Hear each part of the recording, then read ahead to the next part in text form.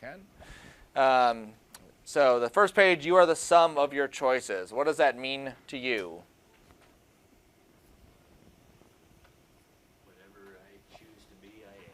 Right. And everything you currently are is stuff that along the way you've chosen, right? Decisions you've made, things you've done, learned, everything else. That's where you're at today. If coming out of this class you want to have a certain set of skills, put in the effort to get those skills. They're not just going to come to you. It's not magic. It is something you do have to work for to get to those stages. Okay. This class is 3D animation, so we're going to be working with 3D animation. So as part of that job, you have to be someone who is constantly observing things. So it's creepy, but when you're at a public area, you're going to watch people. Okay. You're going to see how they move. You're going to watch how their legs move. When you're walking down the hall, you're going to pay attention to how things happen. How does your foot move? How does your hip move? You're going to watch cars driving. Not while you're driving, but other times. You'll watch stuff. Anything that's moving, you want to understand how it's moving, why it's moving, what's making it look the way it looks.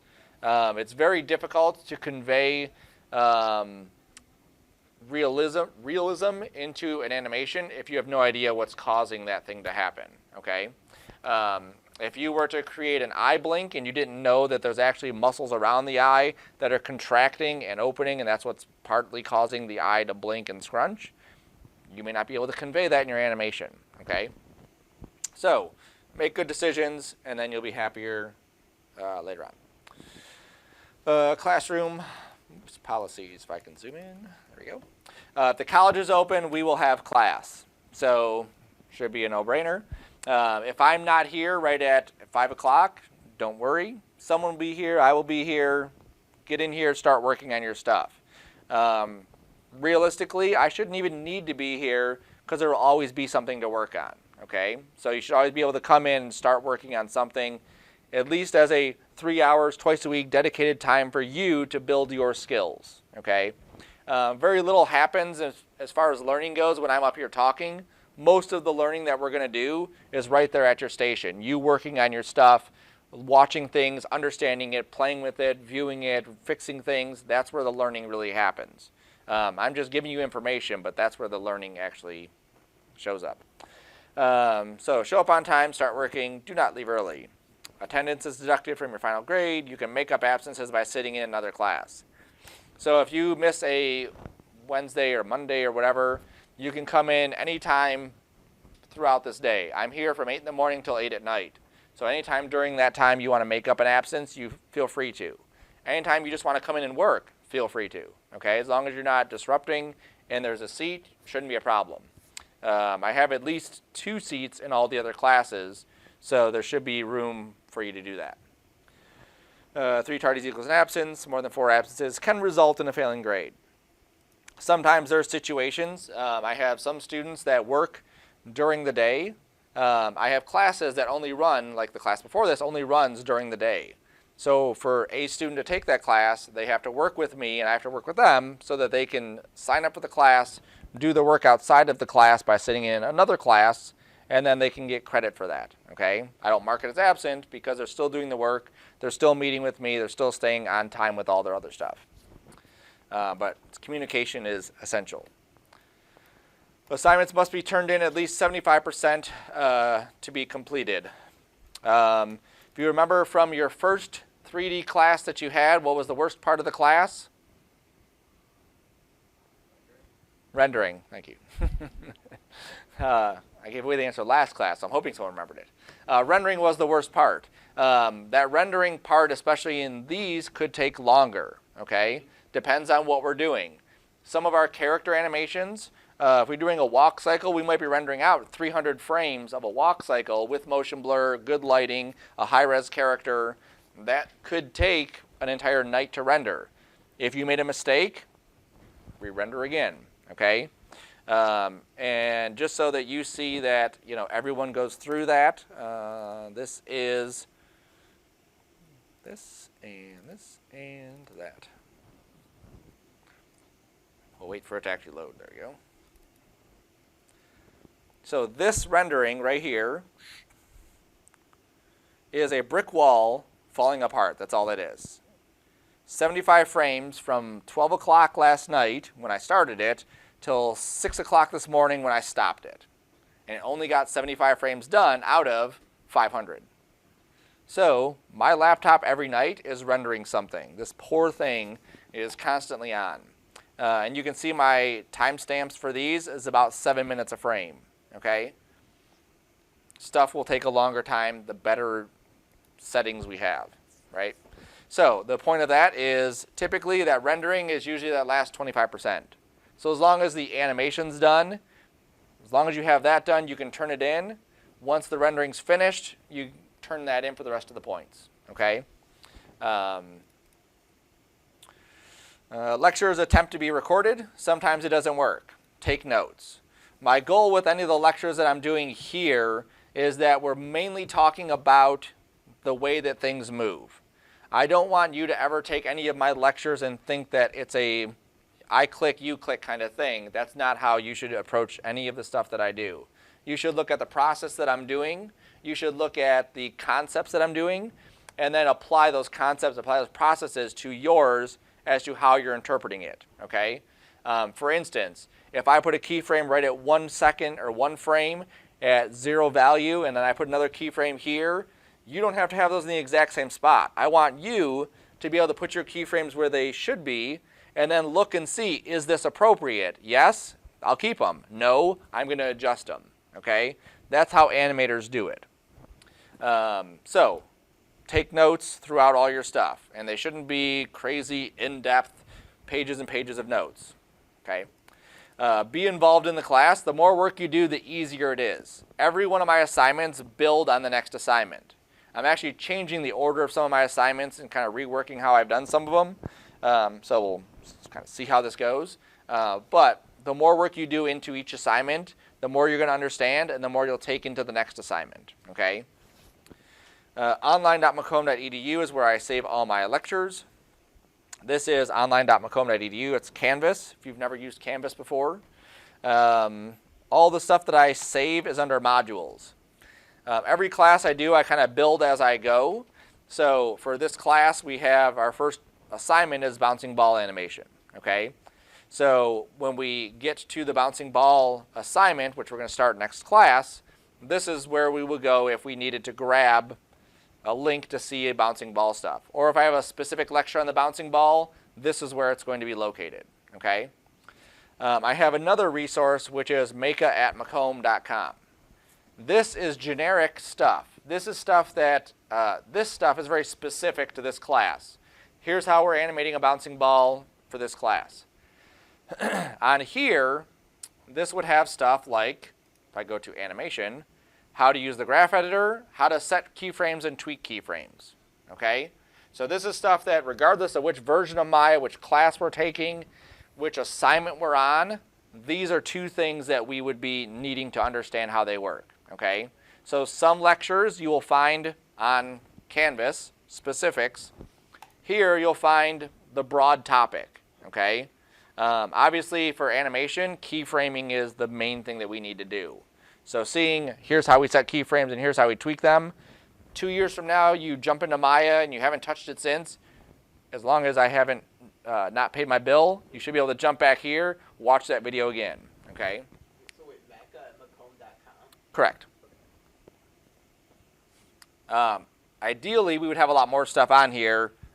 I started this at the beginning of summer, and I've kind of grown it throughout. But I'll get into more of the other stuff that's on here, too, as we go. Okay? But those are typically the two spots I'll have lectures that I post. Lectures are a great resource. Make sure you're watching them, listening to them, and using them. If you come into class and you don't know how to set keyframes, what am I going to assume? You didn't watch the lecture. You have no idea what we're talking about. You're not invested in the class. You're not doing the work. And the worst part, you don't care, right? Now, that might not be true, but you have to prove me wrong. Show me you care, watch the videos, listen to them, understand it. When we set keyframes, probably at least five different ways you can set keyframes in Maya. I show you all five because in some cases, I will use one over another over another. It all depends on the situation. Initially, you'll be very slow at it. Gradually, you'll get faster at it the more you use them. Okay, that's where your notes come in. Write a little note. Here's 5 different ways to set keyframes. Bounce around and use them. You are here to learn to be a productive member of society. Your behavior in class and communications should reflect that. If you shouldn't do it at work, don't do it here. Swearing, slacking, screwing around, or disrespecting the room, equipment, or students is not allowed. Think of this like a business. If you wouldn't want a $1 million client to walk into a studio and see what you're doing or hear what you're doing with their product, basically, their work that you're doing, you shouldn't be doing that here. There are studios where they do swear all the time. There are studios where they screw around and slack and whatever else. But your ideal, we're trying to get you into this position where you're flexible. It's a lot easier to get, go slacking and swearing and screwing around than to try to build up to that. So just don't do that. There is a student handbook. You've already agreed to abide by it, so you're stuck. Cell phone use is not allowed during class. What I mean by this is that I don't want you texting all class. I don't want you watching videos that aren't relevant to the class. You shouldn't watch really any videos for this class on your phone because you can't see anything. That's why we have dual screens. One screen you have your lecture on, the other screen you're doing your work on, okay? So don't use your phone. If you need to send a text message, I'm in class, that's no big deal, but if you're constantly on it, that's where the problem comes in. Any work that's not yours can be considered cheating. If I come over to your desk and you say, I don't understand how to do a bouncing ball, I watch the videos, here's mine, it looks like crap, and I say, all right, let me show you. And I do a bouncing ball, that's my bouncing ball. You have to say, okay, that's his, and you do your own version of the bouncing ball, okay? You need to focus on learning the stuff, understanding what makes a good animation, what makes a good rendering, what makes good lighting, and all the stuff, so you can carry that with you. If I do it and you take the credit for it, you haven't learned anything to move on to the next assignments, okay? Which is you don't learn unless you do it and do it and do it. I closed it apparently. That wall falling down, I've been working on that for a month because I do it. I don't like the way it looks. I make a new file and do it again. I don't like the way it looks. Make a new file, do it again. I have to be there to make sure I'm seeing what works, deleting stuff, adding new stuff, trying different things. And some things work in this file or in this file, and then I put those together in another file. In order to pass the class, every assignment must be turned in late or on time. Things I shouldn't have to say, but I do. Don't leave a mess. No fingernails, hairs, sneezes, wrappers, papers, pencil shavings, or bottles at your area. Keep it clean. Kelly can tell you that we have stuff all the time left here on the desks. Disgusting, gross stuff. Don't do it. Keep your area clean, same thing. When you go out in the industry and you're working at a studio and there's a $20,000, $4,000, $1,000 job, it doesn't matter.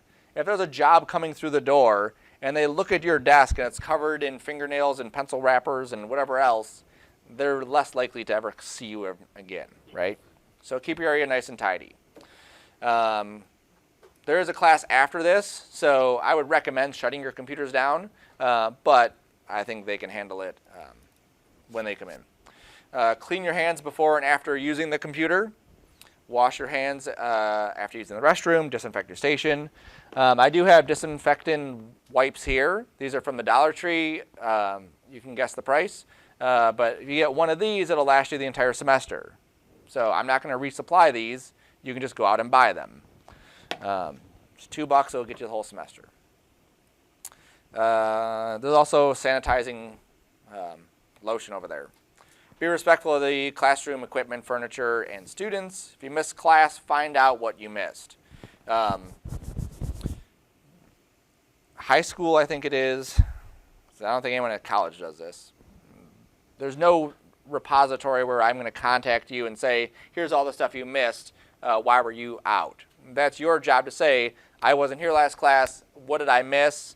I saw on Canvas that you did this and this. Is that all? Blah, blah, blah. Figure out what it was. Make sure you understand those things. Figure it out. Pay attention during lectures and classes. Do not work during lectures. Obviously, you can't multitask and pay attention and work. It doesn't work. You are responsible for your grade. If you don't or can't do the work, you don't pass. This is as simple as that. Even if you think you can fudge your way through or do the bare minimum, I'm going to guarantee it won't work. Something will fall apart and you won't be able to get through it, okay? I wouldn't expect to take an astronomy class and think that I can never study for the class and then still pass the tests. I wouldn't take a class like this where I'm preparing myself for the future and think that I can come in at 5, leave at 8 or 7:30, whatever, and never touch the software until the next class. You have to be in and out of it all the time. You have to do the work.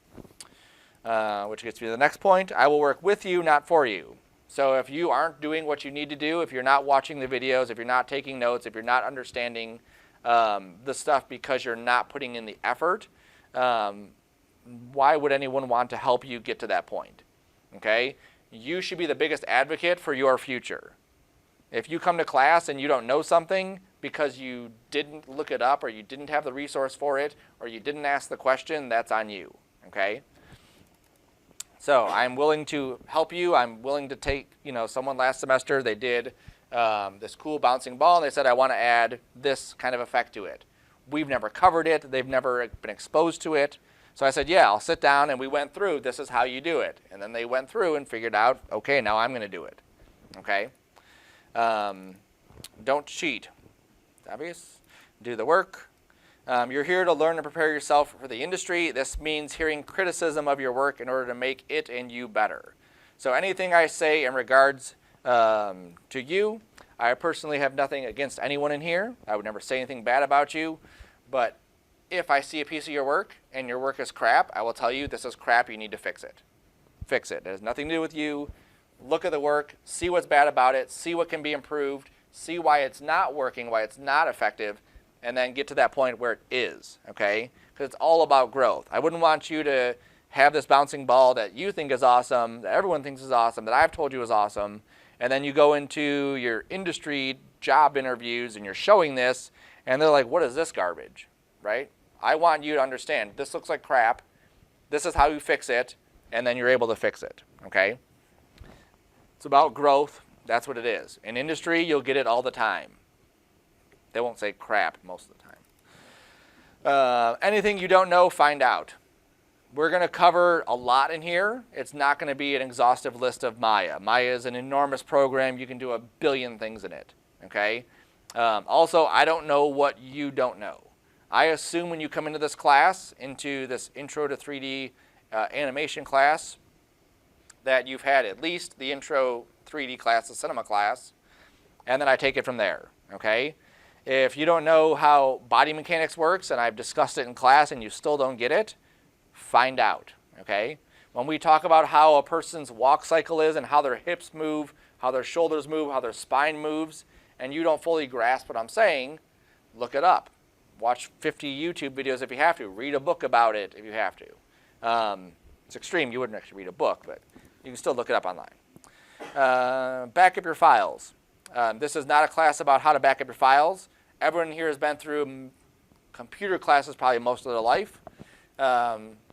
You should know how to back up your files. Dropbox, thumb drives, whatever. That's on you. Figure it out. Back it up.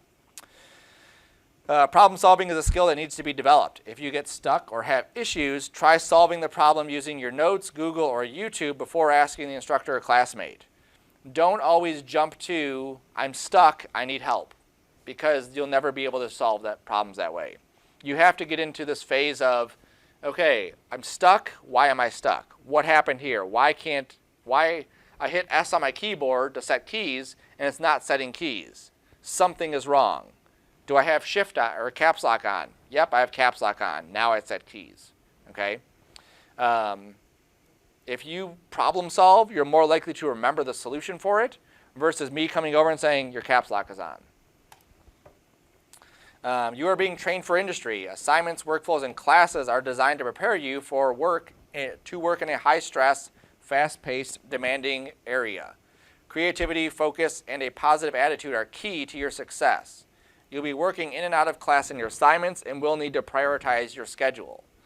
I realize that we have plenty of things outside of class that we're doing. We have family, we have work, we have school, we have parties, movies, games, I don't know what. You have to figure out where those things lie in your priority list. If school is not in those top 3, maybe you need to reassess that, okay? Maybe I've missed something I'm not thinking of. But typically, you're here, you're paying $600-ish to sit in this class, to do work. You're dedicating at least about 100 hours of in-class time to doing this stuff. You want to get as much out of it as you can, okay? My goal as a student, if I were you, would be when December comes around that I have at least 3 to 5 really good animation pieces that I can put in my demo reel. That would be my goal as a student. That's not going to happen in the 3 hours twice a week, okay? So just make sure that you're dedicating time to doing that. What do letter grades mean? So I'm not going to read the whole thing. You can do that. We'll start off with C. So what does C mean? Average, right? So C is average. If we calculated all the grades in this class forever, we added them up, we divided by how many grades we had, we should get a C. Sometimes we do, sometimes we don't. If I did that and I got an A, then A would be the new average, and then this chart wouldn't make any sense. We would just have one grade, which is A, right? So typically, people are going to fall within this realm. That's the ideal situation of how this works. If here's the bouncing ball, this is what I require, and you've done the bouncing ball, and it's status quo, and it works exactly like I said, it's average. It's exactly what I wanted. You go beyond that, and you push those a little bit more. You have a little bit more lighting, story, animation, whatever to it, then it's a B. You add even more to it, and it's amazing. It blows my mind. That's an A, okay? So if your goal is to get by, I would shoot for that C. Do the bare minimum. If you really want to push yourself, get your stuff ready for the industry, that's where you should be striving for, is to get that A, because that means that you've created a really awesome piece that is ready for your portfolio, okay? Or at least almost there, right? Sometimes it's everything is perfect, the animation, the lighting, blah, blah, blah, and you miss like one thing, and I typically don't dock you for just like one little thing. And then obviously D represents that, maybe you're not understanding what's required, and E just means that you've just totally missed it, okay? There's nothing wrong with any one of these. It's just a matter of as long as you understand where you're at and you improve on it, right? I tell people if you fail a class, that's not a big deal. Okay? There's nothing wrong with getting into a class, failing the class, and saying, you know what, I didn't put as much effort into the class as I could have or should have, and then you come back and you totally rock it. I've had students, I can't say countless, probably under 10 students in my years of teaching who have done that, who have failed the class for one reason or another and came back and were one of the strongest students in the class because they just needed more time to understand what we were doing. Okay? So don't think of any of those as a, detriment to your future. It's all about learning. It's all about growth. There's the grading scale. You can look at that. Frequently asked questions. So let me see how well you know, or how well your guess is, I guess. What is the best way to reach me outside of class? Canvas Messenger or email directly. Sometimes Canvas doesn't go to my email even though I've told it to direct. So straight email is perfect. Can I bring food or beverage into the class? No food, beverage with the lid. Yep. No food, beverage with a lid. This is with a lid. So if I were to make sure it's tight and then I tipped it over, it's not going to spill. We don't get any stains on the floor if it does. Definitely no food. We have ants when we have food, and I don't want ants in the classroom, right? Can I bring in my own mouse or tablet? Yeah, you can bring in your own mouse or tablet. I prefer this. This is a trackball mouse. The benefit of this kind of thing is you're not moving your arm around. So anywhere I go, I have this. It's actually dropped in price. It was like $40 when I bought it years and years ago, and now it's like $25 or something. So it's a really good price. You just have to get used to using your thumb to move the mouse around versus your whole hand. If you do bring it in, like this one, it has just a little Bluetooth thing I plug in. The drivers get loaded, and then I can use it. That's not an issue. When I'm done, I just unplug it and I take my stuff with me.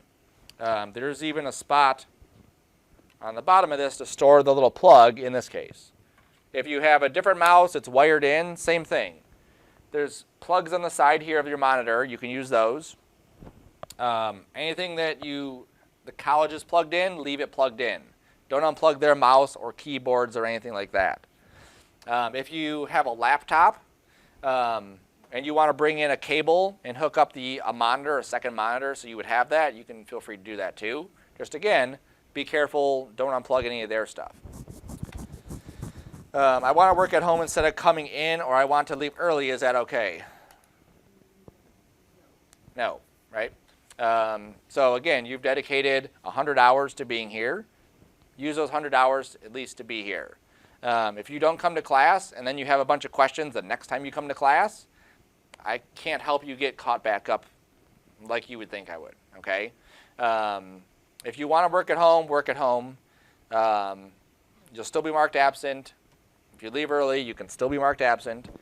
The biggest thing is impress me, right? When you show me a piece of work, impress me. If you show me an entire semester's worth of really cool, awesome work, unless you're like crazy or something, I wouldn't fail you or anything. I'm more concerned about you understanding this stuff, okay?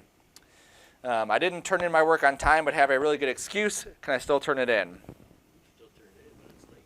Right, it's late. You get points deducted, and if it's not turned in on time, there's a pretty good chance that you didn't even get to the end of your animation to get it rendered out. Because like I said, if you get to the end of the animation, your scene's set up, you just have to render it, that's what you turn in. That way you can still get the rest of the points. So yes, still turn it in. Doesn't matter what the excuse is, but still tell me the excuse just in case. Can I fix an assignment to raise the grade? Yeah, okay, so if you turn in your stuff, you can fix it up. It's about growth, like I said. It's about understanding what doesn't work, learning how to fix it. In industry, it'll happen all the time. The client has 15 changes for you. There you go. Your job is to not get stressed out. The fact that you may have to render something 5, 6, 7 times. Happens all the time. That, I keep going to it as close. That wall I probably rendered out 6 times, and it's still not the way I want. So I have to keep tweaking it. All right, these are frequently given excuses. So I'm going to give the excuse, and then you tell me what the solution is or would have been. So someone says, I forgot to do the homework, study, due date, ... Be organized, right? How many of you have a calendar app that you use? Not enough? There we go, okay. Use a calendar app. Use some way to stay organized.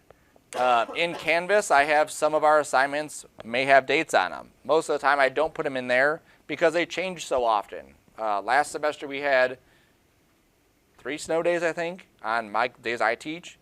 And that threw everything off. So typically, I'm going to tell you the due date, and then you'll write it down. I'm going to tell you what's due the next class or whenever, and you write it down so you don't forget. So there shouldn't be an excuse. If I work at a company and I forgot to do my assignment that they gave me, I'm fired. They're not going to give me any sympathy. There's no loyalty to say, well, you're a nice guy. You know, you came in today, so I guess I'll keep you around. They don't care. I didn't get the email. Is your email correct, right? So I get this too. Even when students have typed in their email, sometimes it's the wrong email. Also, are you checking your email? On my phone, I get notifications for my macomb.edu account. So if you email me, it's going to go to my macomb.edu, and I'll get it on my phone. Sometimes I'm able to read it. If it's a long one, I'll typically wait till I get on a computer. But if it's a shorter one, sometimes I can answer those right there. Over summer, I had there's several jobs that came through, but one of them, I emailed 12 people. Here's a job. You would be good for this. Of those 12 people, I got 1 response. Now, the other 11, maybe they didn't want the job, or maybe they weren't checking their email. I don't know. So, check your email. My computer/internet wasn't working. Yeah, come into lab. Don't wait till the last minute, exactly. If you look at the schedule, the lab aides did a great job of getting the schedules out early. So this week they have lab times available. You can start right away if you need to.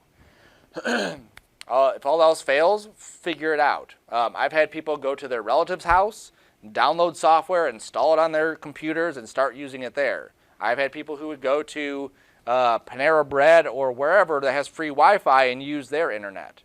Okay? The idea is whatever it takes to get done, you get it done. Because when a job comes through and you need to get it done, nobody cares why it wasn't. They just know that it wasn't. Okay? I don't have the software at home. What's that? Use the lab. Use the lab. Same thing, right? Or Maya is free. Download the software. Try it out. See if it works. Usually what I get with Maya is they didn't send me my license or I couldn't find the link.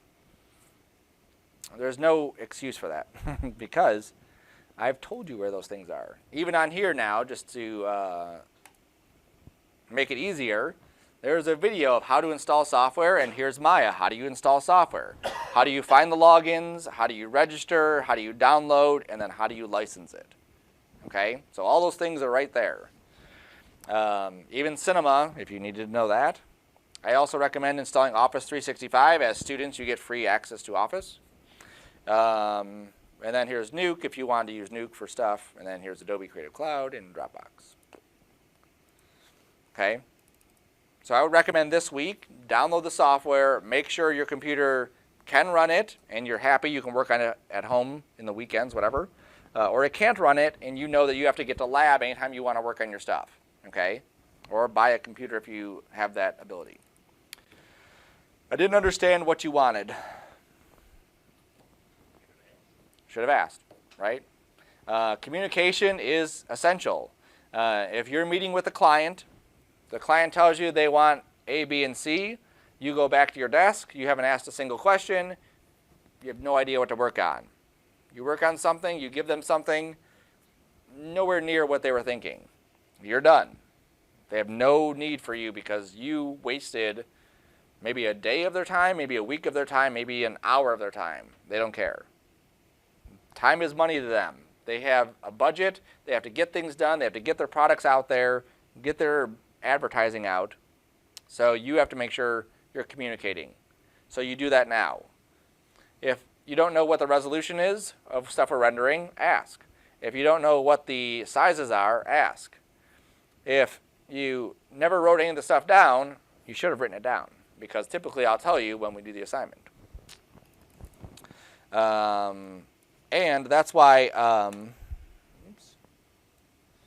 OneNote, the day is starting to blur. I didn't mention OneNote at all in this class, did I? No. OneNote is so awesome because in OneNote you can do all this crazy stuff, but you can also do screenshots. So if I needed to do a screenshot of this thing, I can click on my little icon. I can go, then I can go into OneNote. I can click down here and I can paste it, and then there it is. So if you're wondering, like, what are the settings that we need for this? You do the settings one time, you screenshot it, drop it into your OneNote, and then you can always reference back to this. You open it up, there's all your stuff. Okay? I've never used this software or forgotten how to do something. Look it up, right? In this class, the only new thing we're going to be learning really is Maya. And you used Maya. You haven't used Maya. No, I don't think anyone else in this class has used Maya before, right? Like I said, that's how I treat the class. I treat it as nobody has used Maya, so we're all on the same page. Okay, we start from the beginning. If you don't access the resources I give you, if I say watch 5 videos and you've watched 0 videos and you don't know what to do, that's on you.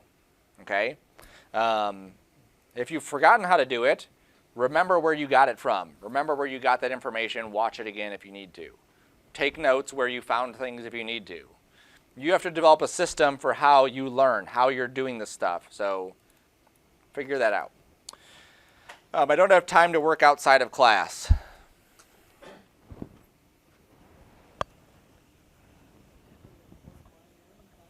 Right.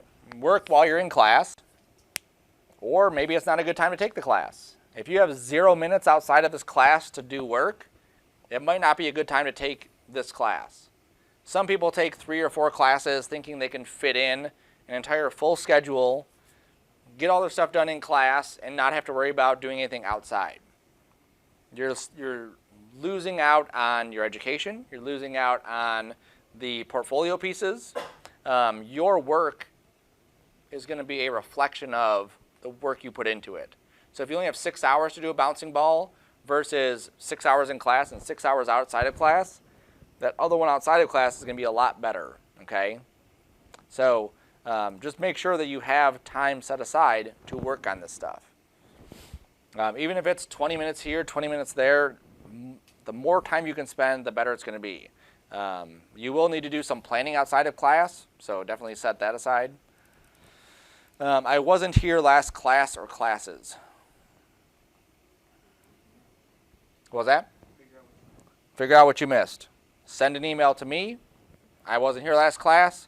I noticed on Canvas that you posted this video. Is that all we did? You sit next to someone. You have their email. You have their text, whatever. What do we do in class today? Be responsible. Think of this like a job interview that's 16 weeks long, right? You want to give me the best version of yourself. So when you come in here, you're working hard. When you're not here, you're making sure that you're working hard, understanding what you missed, and staying on top of things. My file corrupted. Back up, right? So Maya has some nice features of auto-saving, so it will actually auto-save different versions of it. Let's say that we save our file, though. We throw it onto our jump drive, and our jump drive is left out in the sun, and the sun bakes our jump drive, and it no longer works. What do we do now? We download the time stone, and we reverse time. We start over. Yep, that's all we can do. You can complain about it, you can swear about it, you can break walls and kick things and whatever else. But at the end of the day, we start over. It's not. It usually goes way past the second, third, fifth time. Right. The 5th time, maybe we're doing something wrong besides that. Yeah. Have your stuff in multiple spots too, right? So don't leave it just in that thumb drive. On my laptop, I have certain folders that I have that are on here. And then when I go home, those folders are automatically backed up to my backup server, okay? Because I've had a whole hard drive crash, and I've had to pay to get it restored, and that's not a fun thing to do. It cost me less money to get the backup drive than it did to restore one drive, which is crazy. So yes, multiple spots. You can use Dropbox and OneDrive and whatever else. You can actually have multiple things backing up the same folder. Cool. All right, so here's my information. There's my email. There's my phone number, which I'm barely at. And then there is my office number. This class meets Monday, Wednesday, 5 to 8 in this room. Required materials, so things you need to have. Note-taking book, sketchbook, and writing utensil. So obviously you should have some way to take notes. I use OneNote to take all of my notes. It's great. It comes with Office. You can sync between all your devices. So my phone, any notes I take here are on my phone. When I go home and I log into OneNote, they're there also.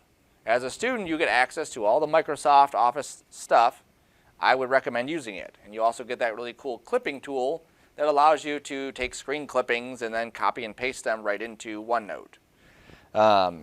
These are different notebooks that I have. I'll show you. This is one of the notes that I took during one of our sessions where I was actually like building the guy's PowerPoint. This one? That one. There it is. I was rebuilding his PowerPoint as we were going. That's how quick OneNote is. You can draw in there. You can bring in shapes. You can click pretty much anywhere and just start typing things and add links and movies and all this stuff.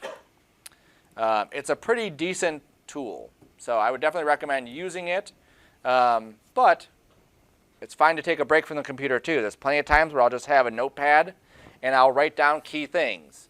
Bouncing ball does this, this, this. Walk cycles do this. Here's some little illustrations. And then later I'll put them into my OneNote so I have them forever. Okay? Find some way to take notes. You'll also need a sketchbook. If you look at Pixar behind the scenes or DreamWorks or any of those things, anything really, behind the scenes, before they do any animation, there's typically some kind of storyboard, some kind of plan, some kind of idea about what they're going to do before they get into the computer. It's 1,000 times cheaper for me to just go on a piece of paper and sketch out some ideas than spend a couple hours trying to build it here and then realize this doesn't work, I have to start over. Or that's not the idea the client was going after. So I recommend getting some kind of sketchbook. Something like this is good. You can fit it in your bag. It has a little pencil clip holder if you have a pencil thing there. Thick paper. You can tear it out if you need to, scan it in. Don't use something with lines to make your sketches on. Eventually, in my mind, I'd make a portfolio at some point. In that portfolio, I want to show, here are my sketches. Here is the rough animation. Here is the refined animation. If I have it on lined paper, that looks very horrible having lined paper, okay? I do have scrap paper in that back little drawer area back there. It's not the best. It's just like regular paper, but it's definitely better than lined paper, okay? I've had students with the huge notebooks. That's too big. You can't bring them with you. This is great. Obviously, a writing utensil as well. External hard drive of 32 gigs or more. We will be doing animations for this class. Typically, we're going to do an animation, make it into a movie, and then we're pretty much done with that sequence. So our files are not going to be terribly too big. We're not going to be dealing with a lot of textures and other stuff happening in here. So 32 gigs is plenty of space. You can also just use Dropbox or OneDrive or whatever, but make sure you have some way to back your stuff up. A pair of headphones. The videos have audio. That's the best part of them. So you can listen and watch. And if you want to laugh, you turn subtitles on and just see what Google comes up with, or YouTube. And for this class, I recommend at least 4 hours outside of class to be able to work on stuff. If you break it up into an hour a day, that's not too bad. 2 hours, 2 days, that's not bad. The idea is that you want to be involved with the content of the class throughout the week. You don't want to meet twice a week and think you're going to remember everything from Monday to Wednesday and then back to Monday again. If you're Monday, Wednesday, Thursday, Saturday, and then Monday again, that's good. Or if you, however you want to work it out. But you should always plan on having those extra couple hours throughout the week. And then finally, professionalism and desire to learn are required as well. Recommended material, so not something that you are needed to buy, but just something I recommend. Any Maya or generic 3D book or animation book is great. There's a lot of really cool books out there that just talk about the concepts of animation. The library has a bunch of new animation books that they just got for animation. So you can actually go to our library on campus and check out animation books. You can look through them, see how people animate, see the different concepts that are there. Again, it's about fully engaging yourself with the content. The more you look at animations, the more you read about it, the more you do them, the more likely you are to live the life of an animator and do this kind of stuff. The next thing I recommend, which is a Pluralsight account, you mentioned, right, that you could get it with Office.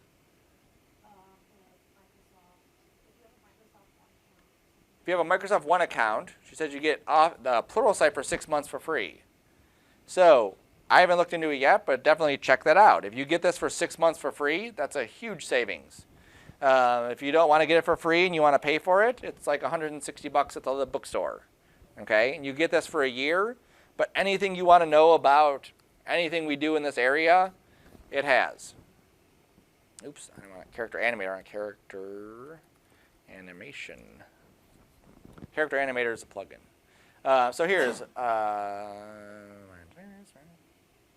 view all paths. Oh my gosh.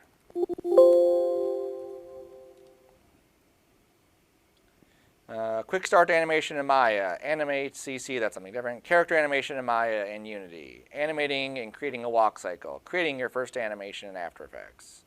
They have hundreds of hours of animation stuff here.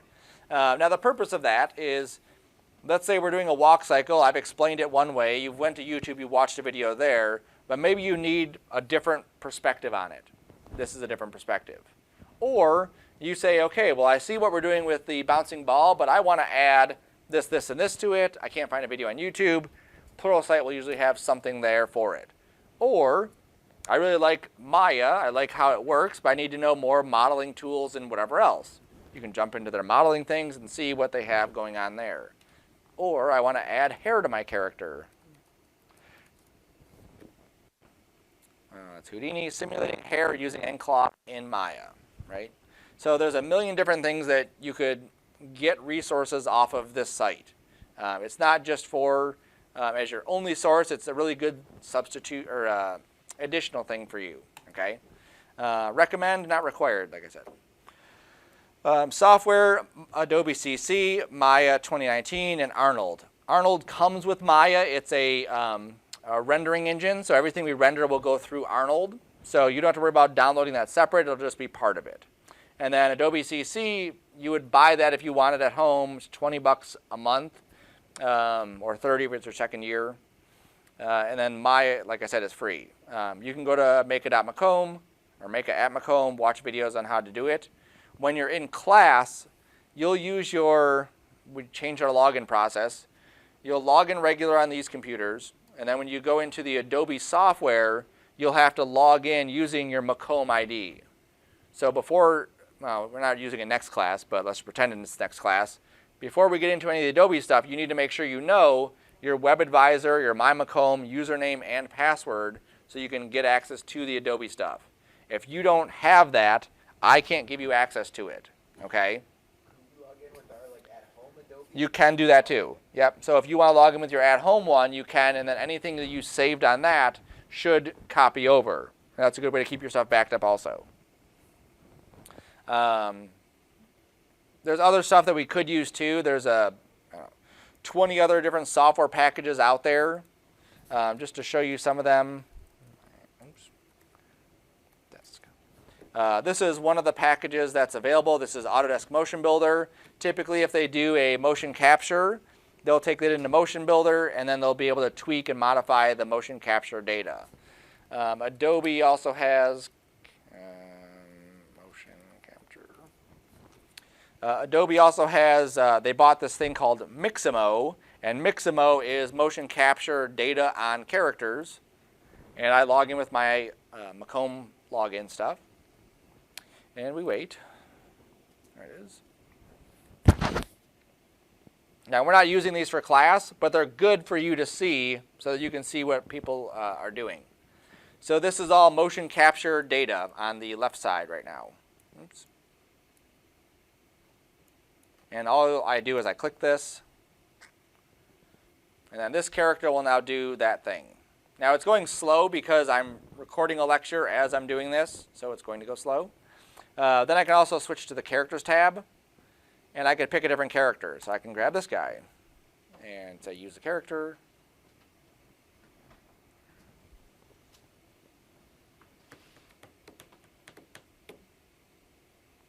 And now that guy will do the same movements that we were seeing the other person do. Okay. Now sometimes these are helpful. If you've ever seen any of those, sometimes they'll do like a walkthrough of a building, and they'll just have a general population of people just kind of like mulling around. They'll go here, they'll grab a generic character set, they'll grab a couple generic animations, and just have their characters kind of like mulling around. Okay. There's also some tools. Come on.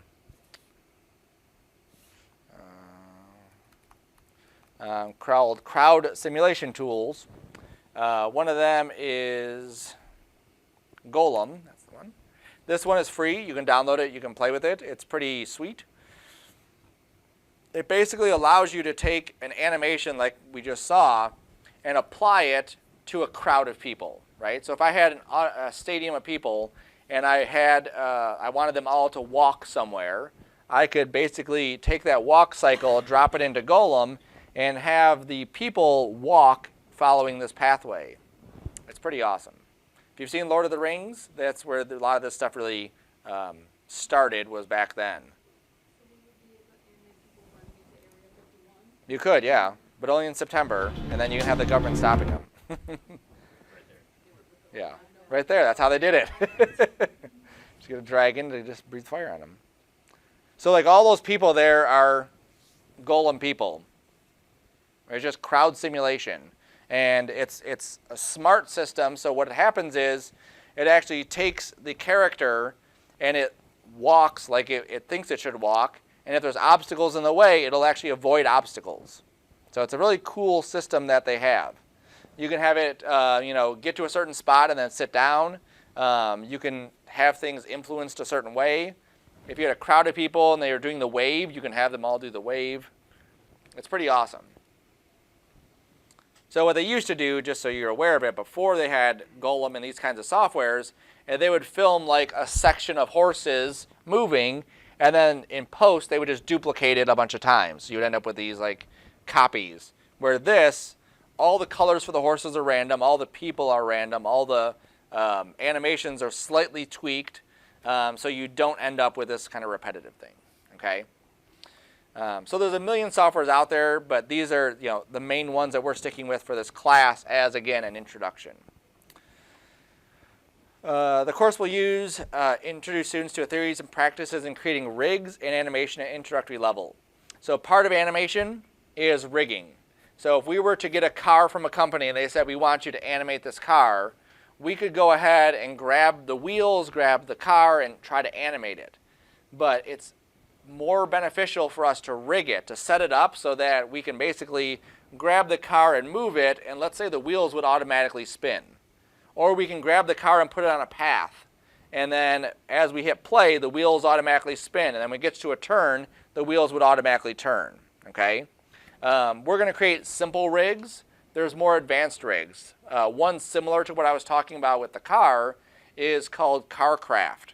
And you download this fancy rig that these people invented, and you drop your car into these certain areas, and then you hit go, and you can basically drive your car with a remote control, like a PlayStation controller.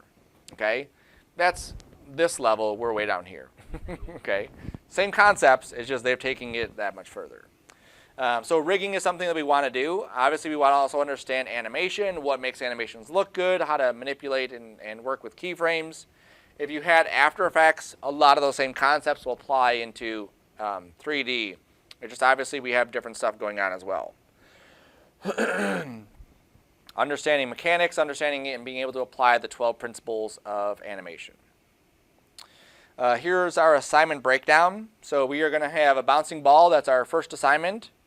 And then we're going to rig and animate a stick. Okay, now that might sound simple, but you'll see how we can create some nice fluid motion with just some basic objects.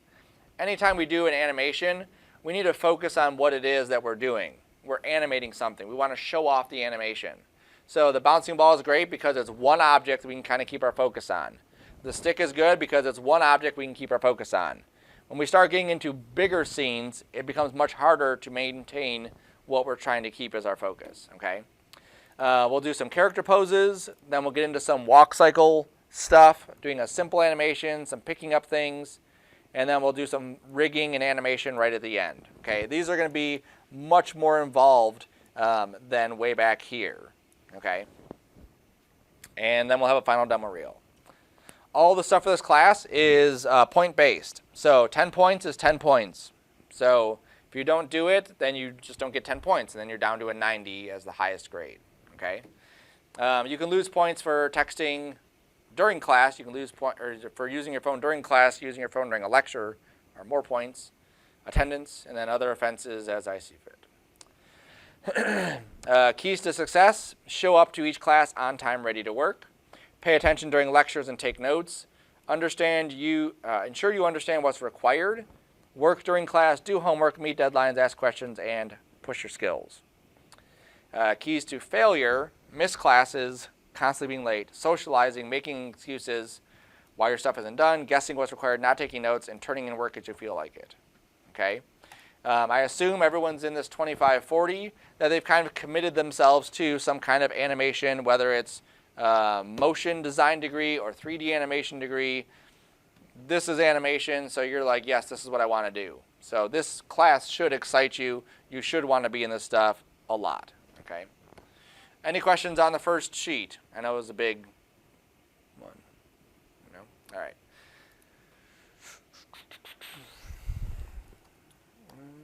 Next one. All right. This one I'm going to quickly go through because a lot of it's brief stuff. This is to all MACA students. Welcome to fall of 2019. Summer is quickly finishing and we begin moving into the next semester of educating the future generations of photographers, videographers, designers, animators, modelers, illustrators, and interactive designers. Just to name a few. Media and Communication Arts is only a portion of where your future will end up, though. MACA is built to give you the best and most in-depth training the college can offer. Past MACA students work all over the world doing what you are being trained for and more. Unfortunately, school can only do so much. Dedication, hard work, focus, and patience are a few factors that are required for this industry that students must bring with them. Without these, success is very difficult. You can go through the motions, click the same clicks, and draw the same lines, but without a passion for what you're doing, your future is ambiguous. Along the way, from student to professional, you'll have to break away from your comfort zone and push yourself to be able to learn more, give and get critiqued, work long hours, prioritize your school, work, and home life. So if you keep that in mind as you go throughout the semester, should be good. All right, so let's go back to this. So Meka at Macomb.com, like I said, it has how to install stuff. It also has essential skills. So for your homework between now and next class, I want you to watch 2 of these videos, which is Take Note and How to Get Yourself Organized. If you're in the other class, you don't have to watch these twice. One time is sufficient. Okay, Take Note goes through how I take notes using OneNote. You can do the same process traditionally if you wanted to. Getting yourself organized is how I stay organized, how I recommend you stay organized. Realistically, I don't care how you organize your stuff, as long as when you turn stuff in, it's turned in the way that I want. If you have a way to organize your stuff that makes sense for you, that's fine. As long as you know where it is, I don't need to know where it is, okay? So watch those 2 videos there. Under software specific, this is where I have topics. So specific things, Photoshop, Illustrator, InDesign. Gradually, these topics will have a lot more stuff. But the idea is, let's say you wanted to build something in Photoshop and bring it in, whatever. You've forgotten Photoshop. You can jump to it. This is the idea. You can jump to it, and then you'd be able to see a video on how do I use a clone stamp in Photoshop, because you forgot how to use it, and it'll be there, okay? Right now for Maya, there's 4 videos that I need you to watch, which are hotkeys, definitions, touring the interface, and locking in your preferences. So currently those are the only 4 inside the Maya area. Hotkeys, definitions, interface, and preferences. So watch those videos as well. And those are going to get you well acclimated to when we come in on Wednesday, starting into the software. If you come in Wednesday, you haven't watched any of these things, when I talk about hotkeys or preferences or the interface, and you have no idea what's going on, you're just going to feel lost, and that'll basically be a wasted day for you. Then you'll go home, maybe you'll watch the video, but then you have to re-watch the video from that day and re-get caught up. So it's easier, stay on task. Watch them between now and then. They're not incredibly long. I think probably the definitions one is probably the longest one of the bunch. Just watch them. Take the time. All right, so there's other stuff here too. So if you wanted to jump back to cinema and see stuff, there's videos for that. Eventually we'll get into animating things, and you can watch those, but you don't need to watch those yet. Okay, we'll go over some of that stuff in class. I also have a couple contact form things. So when I have an event that comes up, I have a class that gets added or a class that gets canceled, and I need to send out an email to the entire group, I don't have access to the entire school of students or the class of students. All I have is what is in my current classes, okay? So if you want to be kept up to date on things that are going on, which you probably should, fill out this form, check that you want to be contacted about events, and I would also recommend I approve the use of my artwork for promotion for the department. All the stuff you see in the showcases out there is student work. That's awesome stuff that we rendered, or they rendered out and we printed and mounted. You want to show off your stuff. You want people to see it, okay? So I recommend filling that out. Also, there's a link to portfolio. You should have a portfolio that you have online somewhere. There should be a repository for where you're showing your stuff off, whether it's ArtStation, Behance, whether it's your own website, whether it's something public that people can access, should be up there somewhere. So you fill out your information here, you link to your portfolio, and if you want to be like, I'm interested in jobs in 3D and motion design and photography, list that there. If someone emails me and they say I need someone for photography, I'm going to jump to this list and I'm going to go through and say, who has photography? Okay, here's 50 people. Who's ready for this job? Maybe it's 3, maybe it's 10. Okay? But I can see it because I can see a link to your portfolio, and then I can send that off to the company and say, hey, here's their stuff. That's how work happens. Okay? So I'd also recommend doing those two. Here's some other resources for getting your stuff out there. So Vimeo is a great resource to share your stuff. This is a Vimeo page created by a past MACA student to be able to see and share and look at faculty, student, and alumni's work. So if you want to know what is someone doing with animation out in industry, you can click on Nikki's reel and learn all about the stuff that Nikki's doing in her job doing this kind of stuff. You can check out, I don't know whose this reel is. Oh, Ryan. You can check out Ryan's reel and see what he's doing. Here's Billy Chitkin. If you had Billy in the Intro to 3D class, here's his reel on there. Some stuff they don't post here. So if you did have Billy, you're very fortunate because if you had him last semester, he was his last class. He didn't want to teach this semester. But SeaGraph. Over the summer, he was actually at SeaGraph. Is it there? Nope. He's all over the place. But he was at SeaGraph over the summer talking about Cinema 4D and talking about the tools that are in there, giving a presentation to people who travel from all over the world to see and hear about Cinema 4D. And he was there giving that. It's pretty awesome. So go on here, register for Vimeo. It's free. Join the group. If you create a cool video, post the video. There's also MACA on Facebook.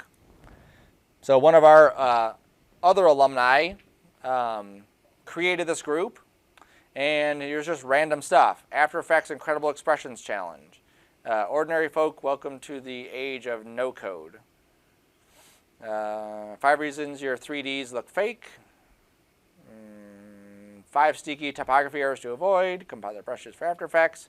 Again, stuff that's relevant to the industry that you're trying to get into, with people that are doing this kind of stuff in the industry.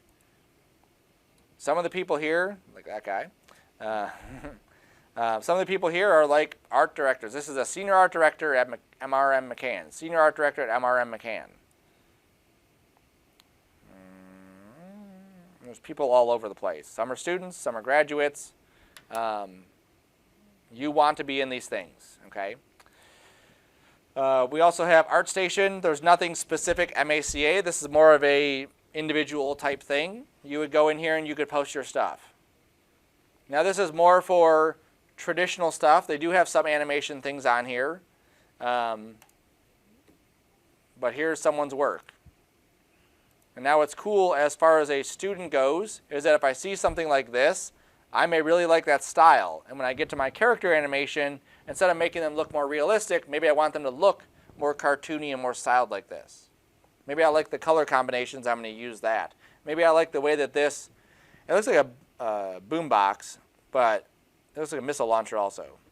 Oh yeah, look at that, supercell. So yeah, so that might be something that's like that. And I may want to build something like that for my stuff.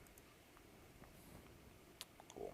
Okay, so again, another spot that you can throw your work on to get noticed.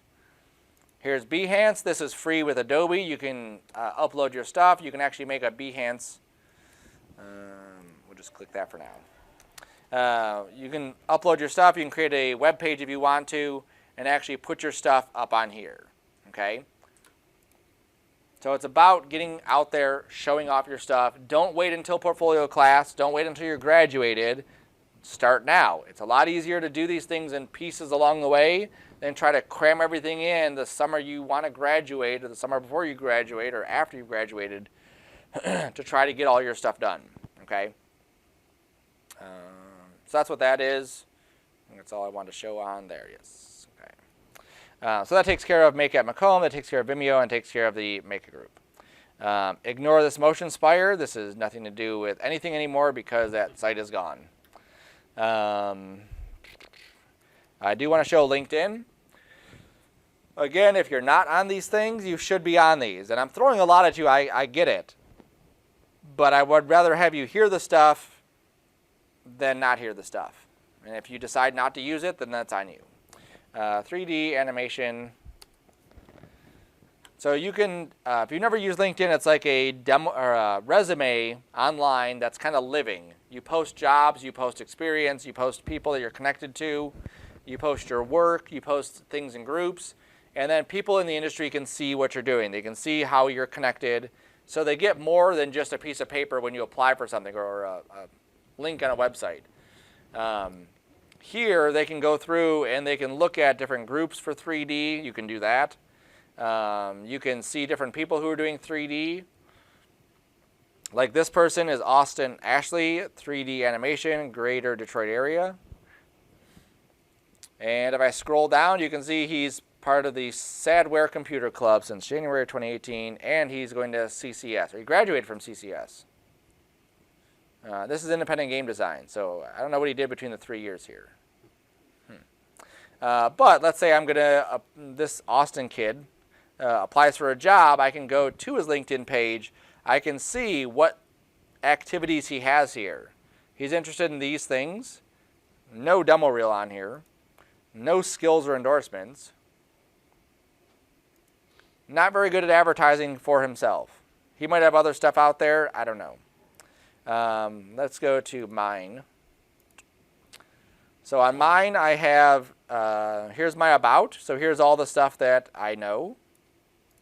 Calculator, MS Paint, Notepad, important to know. Here's my specialties, and little information. Here's how many views I've had this week, I believe. 20 views. Seems like a lot for a week. Yeah, whatever. Participate in career advice. That's new stuff I didn't look at yet. Here's my experience. Volunteering. Here's my education. Here's my certification. Here's skills and endorsements. So these are all different things that people have endorsed me for. So 85 people have endorsed my Maya skills. 72 my After Effects. 61 my animation. All the way down the list. 2 people think I'm good at Notepad. Only 2. Here's letter of recommendations, right? So if you have a letter of recommendation, you ask someone to write you. It's on a piece of paper. People can get to it by requesting it. Here, I have 6 that I have. That someone who comes to my page can go through and read about who I am and what I've done. Here's accomplishments. There's a Vimeo page, or projects. Yeah, this is just my test anyway. Here's interests, and so on. You can also search for jobs. So if I was looking for animation jobs, I can go here. I can search for jobs in, I will type in Detroit.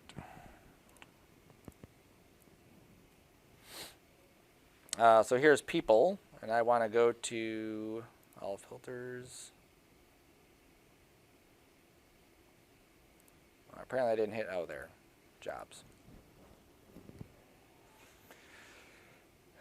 And go back to this. See, sometimes it doesn't show all the locations. There's 5 in Troy, apparently. 3D graphic designer. Here's job information. Minimum qualifications, bachelor's in game design, blah, blah, blah. Ability to create realistic 3D models, paint realistic texture maps, and so on. So if I'm trying to get an idea about what a company is looking for, I can get an idea here. This is like the perfect candidate would have all this stuff. It doesn't mean you can't apply if you don't meet all those criteria. Some jobs are on here, some jobs are not on here. This is one spot to find jobs for this kind of stuff. 3D Excite Dassault. Jobs, Detroit. Data separation. I just got one in my mail today, I think it was.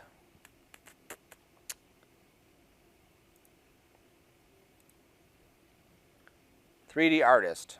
There we go. So this is Royal Oak 3D artist contractor. Bachelor's degree or equivalent. Experience preferred. I know plenty of people that work at Dassault, and by plenty I mean 2 people right now that I can think of, that do not have bachelor's degrees but do work there. Okay? Full on hired working there. Most of the work that you will see for bigger companies is contract. 6 months as a contract worker where they're paying you good money, and then if they like you, they bring you in. Okay? You'll find that a lot, and that's basically their way to bring you in for 6 months, test you out. You don't work, we get rid of you. If you do work, they keep you on. A company like Dassault, they have people that do modeling, animation, texturing, photography, video. They're worldwide, so their people can travel all over the place. They're a technology company. It's a huge place. Okay? So even if you were to start here as a 3D artist, you work there for a year, year and a half, you could go into one of the other areas if you decided to. Some of our people that have graduated from this program are working in fields similar, but not exactly what we're doing here. Okay? Our most recent one, she's doing quality assurance. Basically, they get these models of cars. She cleans them up, makes sure they're all ready to be textured and rendered and organized, and then she passes it off to somebody else. That's her $30,000 to $40,000 foot in the door to start doing this kind of stuff, with benefits, with computers, with an awesome work environment. If you want that kind of stuff, it's out there. There's data preparation, very similar to that. Conversion of AutoCAD stuff, blah, blah, blah.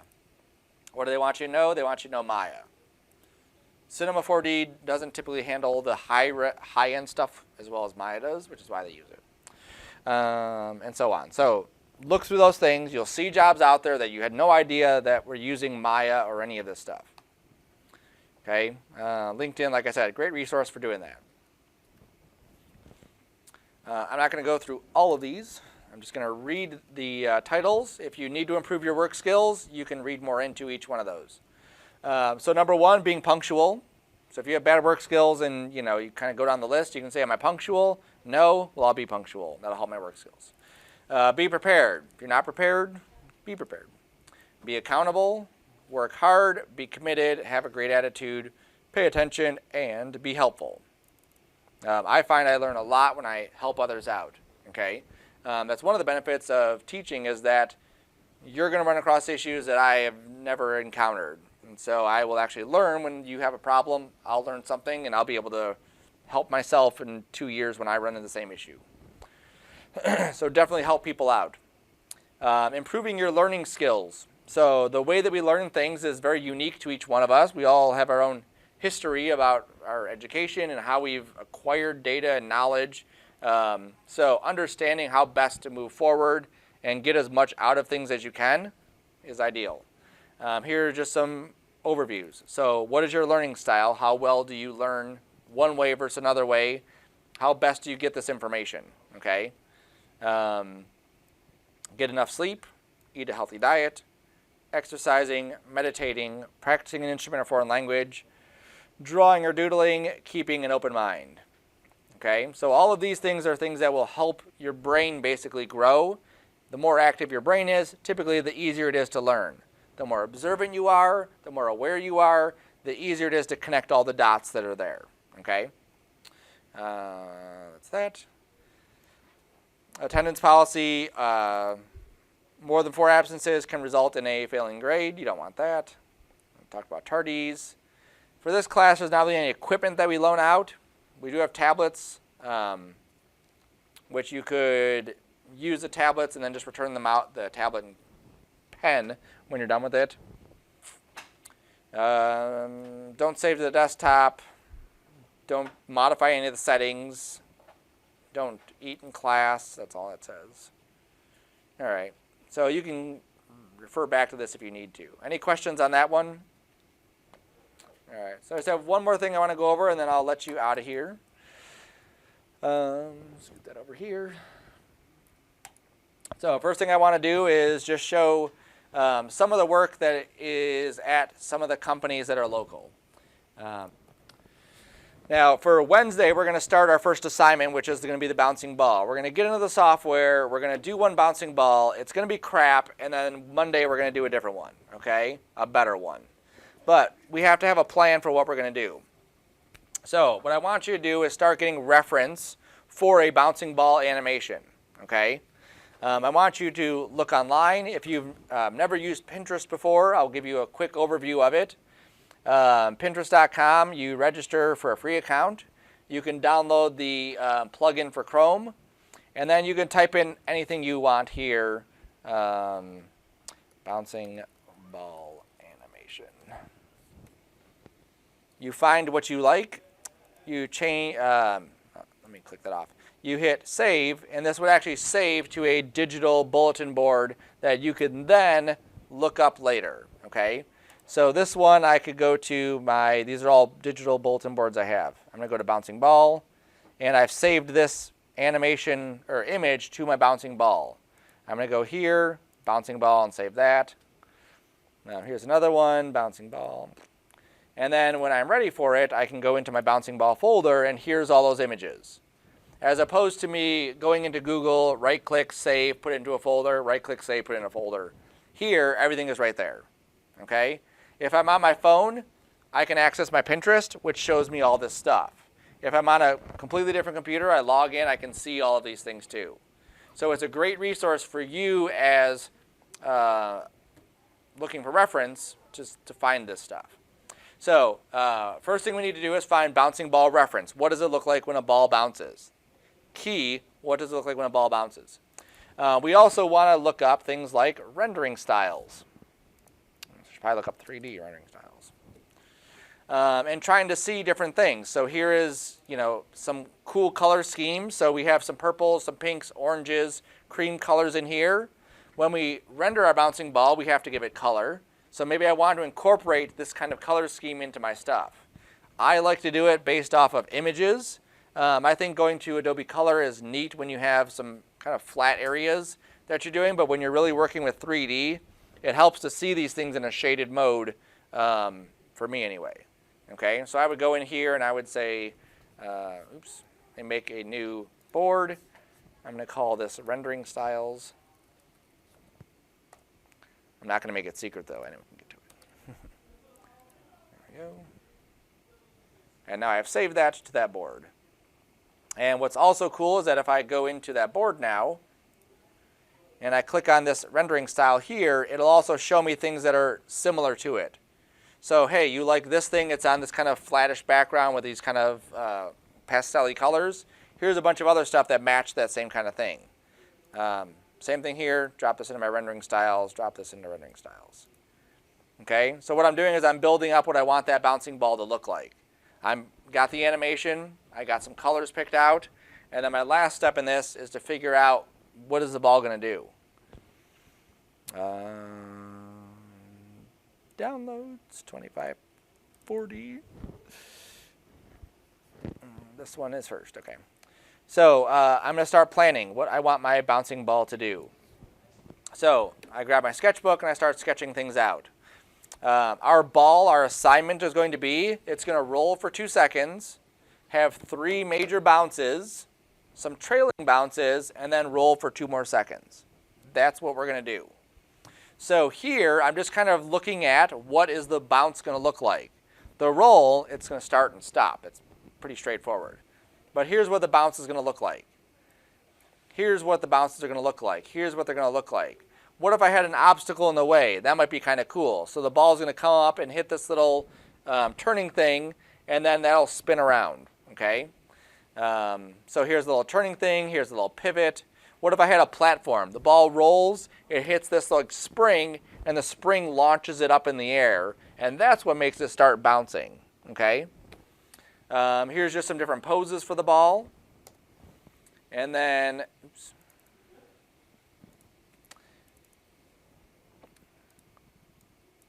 Here are some different areas for the ball to be. So it's on this top of this platform. It's going to go straight. It's going to get really slow right by the edge, and then it's going to drop. And then that's what's going to make it bounce and then roll. And then here it's by this ramp, and then it goes, and then it does its bouncing when it gets to the bottom because there's like a tiny, you can't really see it very good, it's a tiny little peg right there. Think about how things should move. What we view, we expect certain things to happen. So it doesn't make sense for the ball to just be rolling and then all of a sudden start bouncing for no reason. We have to have some reason for it, okay? Here are some other things. In this case, maybe the bouncing ball is actually alive, and it rolls to the edge of it, it stops, and then it generates the energy to kind of come back and then bounce into those other spots. Maybe here these things are floating, and so it's kind of bouncing, hits the one, bounces, hits the other one, bounces, hits the other one. Okay. Maybe it goes to these wobbly rocks, and as it bounces, the rocks like fall over, or just the top one falls over or something. Or maybe they're just wobbly. Okay. With each one of these, I'm getting ideas for things. One is going to go to the next, is going to go to the next. So this will be the third part of this assignment that we need to have, is some kind of plan. You don't have to have this set up for next class, because like I said, next class is going to be going through the interface, doing our crappy bouncing ball animation. That will make it better. For next week, you'll have to have this, though. Okay? But I would start looking at what you want your color schemes to be, what the bouncing ball looks like, and then start working on those things anyway. Okay? And then make sure you watch those other videos, definitions, hotkeys, interface, take notes, and getting yourself organized. That should be it for today. Any questions? No? All right. Then I will see you on Wednesday